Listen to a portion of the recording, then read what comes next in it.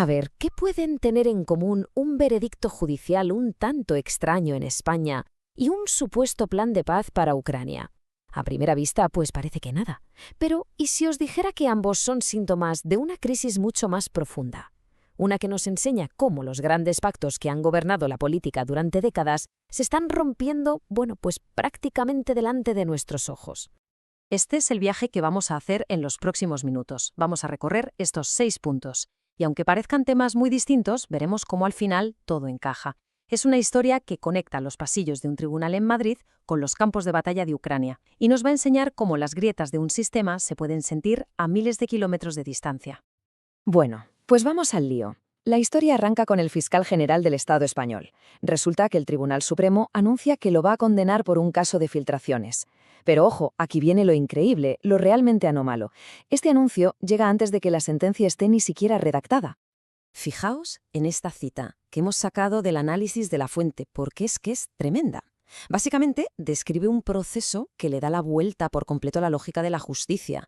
Es decir, no se trata de analizar unas pruebas para llegar a una conclusión, no. Se trata de tener ya la conclusión decidida de antemano y luego, bueno, pues ya buscaremos la forma de justificarla legalmente. A ver, en cualquier sistema judicial, con un mínimo de garantías, el proceso sigue estos pasos. Es de cajón. Primero, se determina qué ha pasado de verdad, luego se aplica la ley a esos hechos y, por último, solo al final, se emite un fallo. Poner el fallo por delante de todo lo demás no es solo una irregularidad, es que ataca la esencia misma de lo que entendemos por un juicio justo. Y ahora es cuando la cosa se pone interesante de verdad.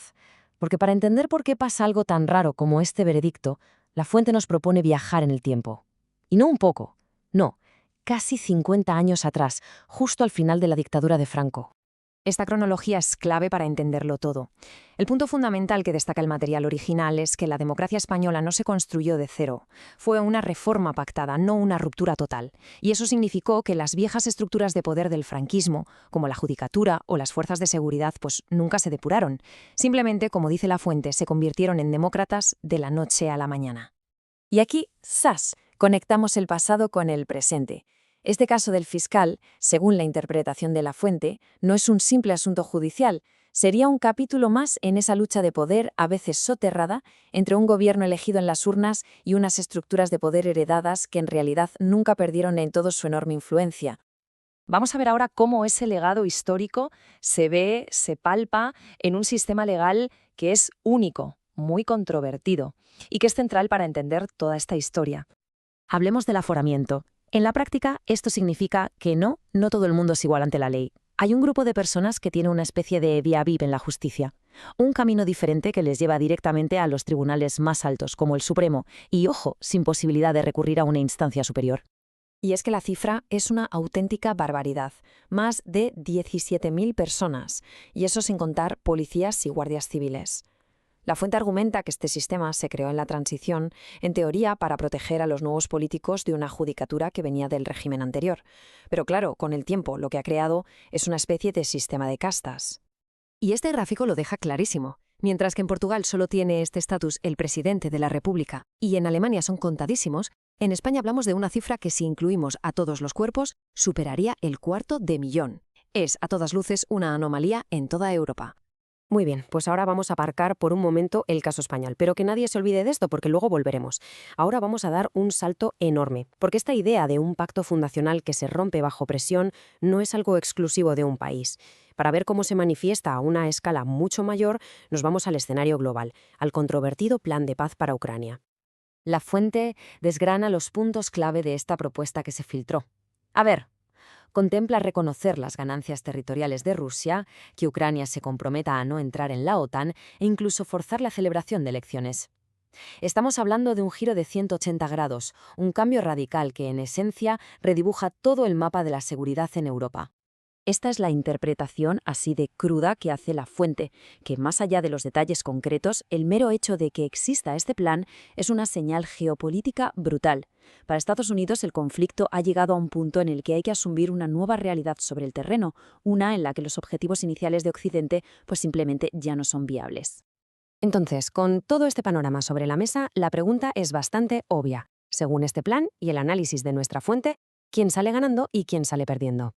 El balance que se presenta es desolador, la verdad.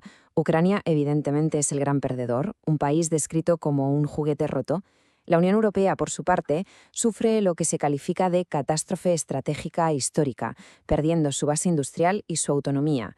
Rusia, mientras tanto, consolida sus ganancias y Estados Unidos, con un coste relativamente bajo, consigue su gran objetivo estratégico, impedir a toda costa una alianza económica y política entre Europa y Rusia.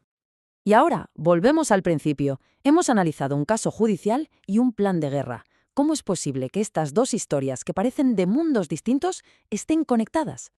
Esa es la pregunta del millón. Y la conexión no es una causa-efecto directa, claro, es algo más sutil. Ambos eventos son síntomas, son manifestaciones de un mismo fenómeno que está ocurriendo bajo la superficie.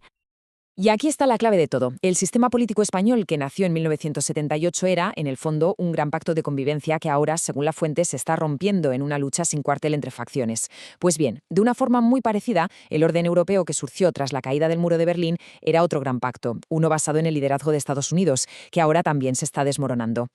Y ese es el nexo final. Lo que estamos viendo en España y en Ucrania no son crisis aisladas. Son las grietas que aparecen cuando los cimientos de un sistema empiezan a ceder. Las tensiones que se han mantenido contenidas durante décadas ya no se pueden gestionar con las reglas de antes. Y estallan, a veces en forma de guerra judicial y otras en forma de una guerra de verdad. La pregunta que nos deja este análisis no es si los viejos pactos van a morir, sino qué van a hacer de sus cenizas o qué monstruos podrían surgir.